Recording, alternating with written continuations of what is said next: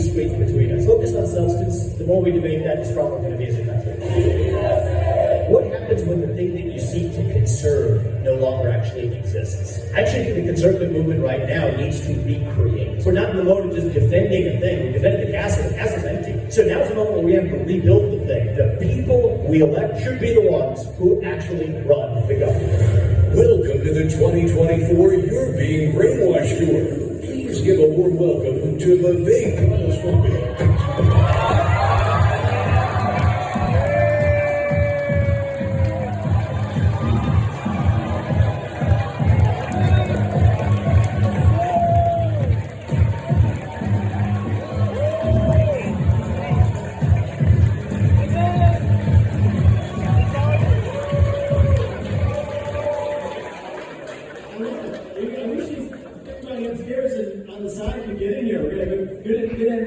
So I'm going to take most of the time for Q&A because I love talking to you guys. It's good to come to Michigan. Welcome University, you guys. You guys ready for the next 14 minutes? Who is registered to vote? Raise your hand. Good. Like what I say. Who is voting already? Yeah. All right, we're going to change that. And I'm going to tell you the truth. I don't love early voting. I'll be really honest with you about that. I believe we need single-day voting on election day as a national holiday with paper ballots, government-issued ID to match the voter file, and English as the sole language.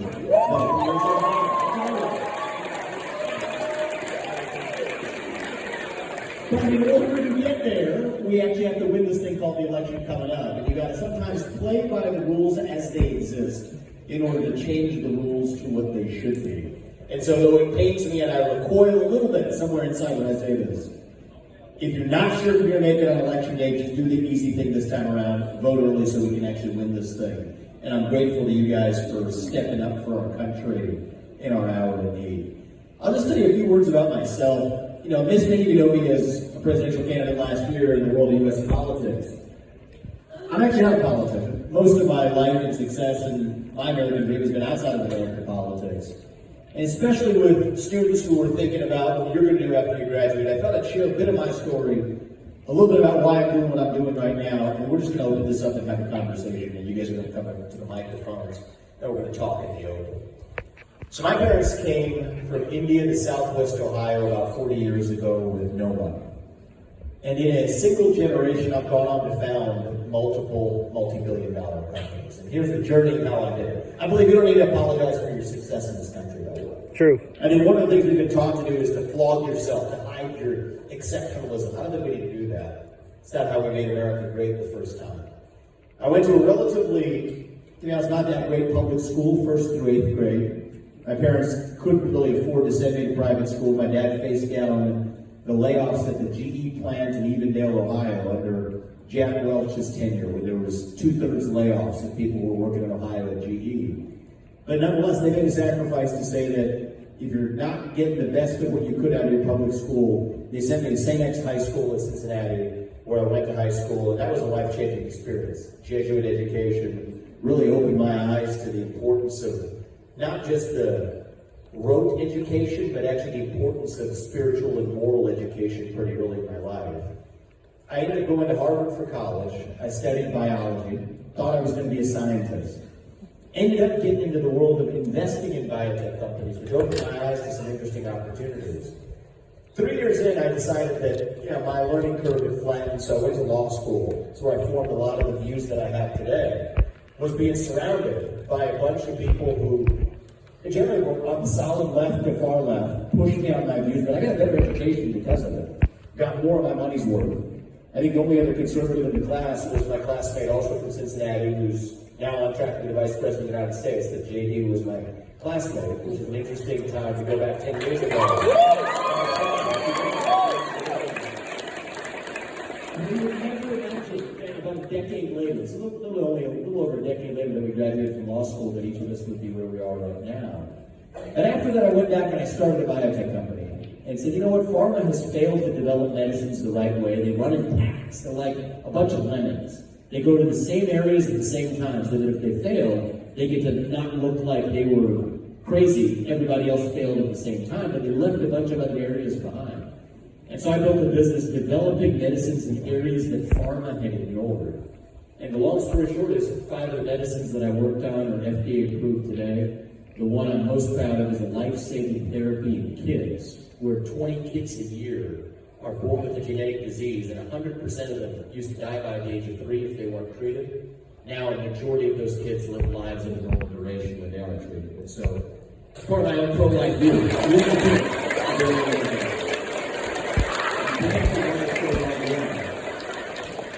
the funny thing happened. So this is the journey I was on, developing what we hoped were, and in some cases ended up being life-saving medicines. And then in 2020, the funny things happened. And George Floyd died in May of 2020. And then there were riots across the country, riots that were known as mostly peaceful protests, if you were watching the news, but they were violent riots across the country, including in New York City, where the company was based.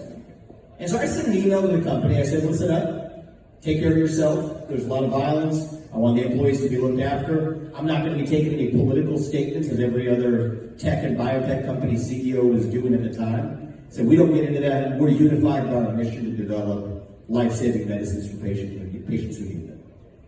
That ended up sparking a massive controversy. Apparently that was outside of the anti-racist view of the time, which some people even called a racist view that missed the moment.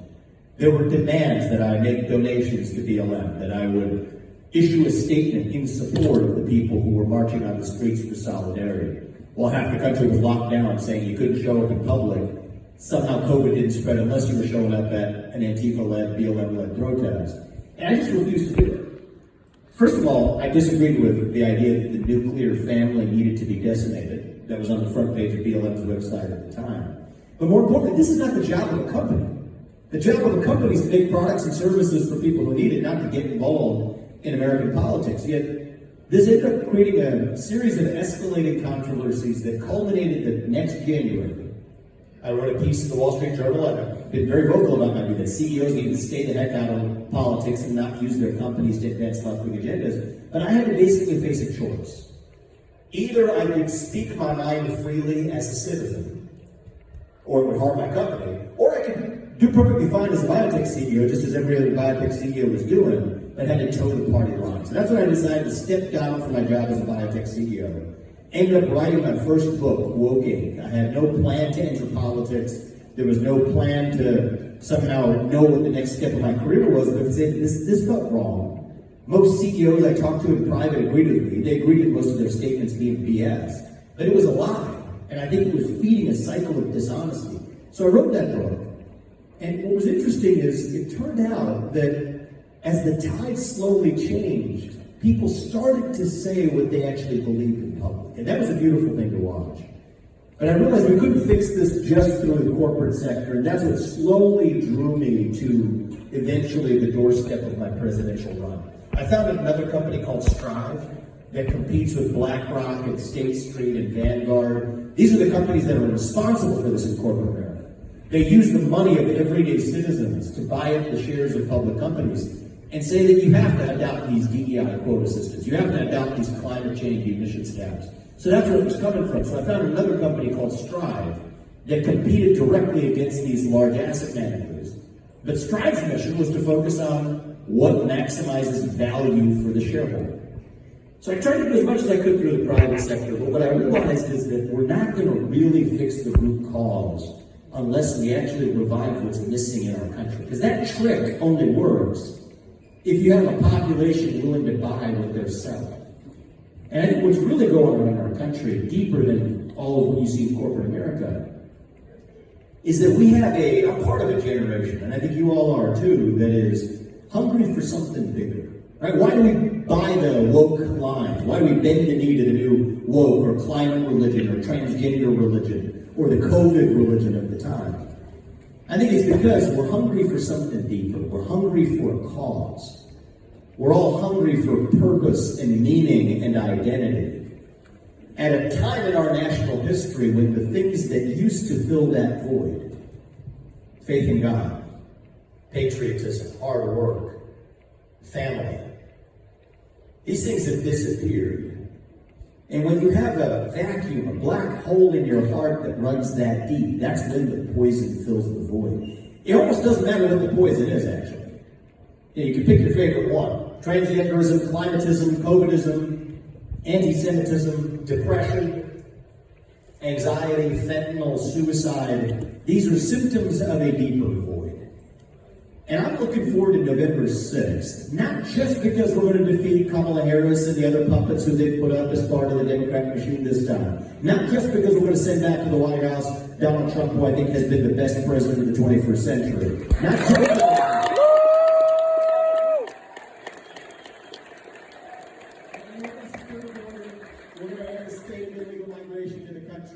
we're going to grow this economy, send wages back up instead of prices. We're going to get our way out from the brink of World War III where we sit today, end the spate of violent crime spreading across our country like an epidemic. We're going to do all of those things. But what I'm excited about is, I think that's an opportunity for us as a conservative movement to now level up.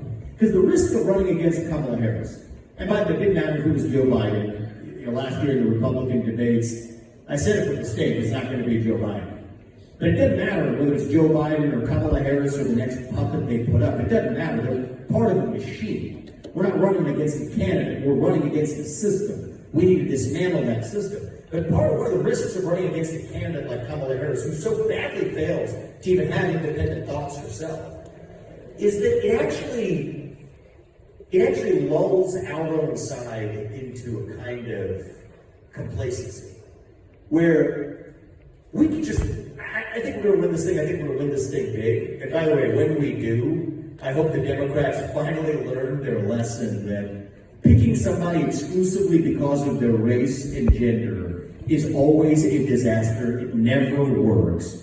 And I'm not even talking about Kamala Harris, actually. I'm talking about Tim Walz in this particular case. But it goes in both directions. It doesn't matter. Identity politics fails. But the deeper point is, this is the risk, is we focus too much on the other side without offering our own vision of who we are and what we actually stand for. And so the reason I'm looking forward to November 6th is that, to me, November 5th is not a destination. November 5th is the start line. The destination is reviving who we are, answering, once again, what does it mean to be a conservative or Republican? Or more importantly, what does it mean to be an American in the year 2024? And to me, it means we believe in the ideals of 1776. Ideals like merit and the pursuit of excellence.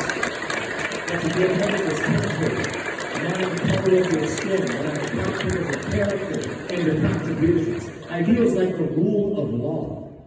And I say this as the kid of legal immigrants to this country. That means your first act of entering this country cannot break the law. And that is why if we've had the largest influx of illegal aliens into this country in American history, then we will have the largest mass deportation in American history. That is not racist or xenophobic.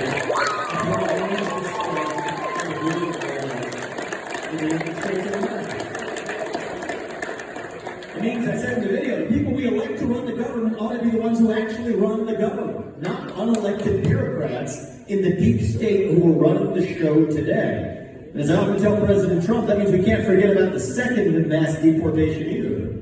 That is the mass deportation of millions of unelected federal bureaucrats out of the DC bureaucracy. That too is how you say.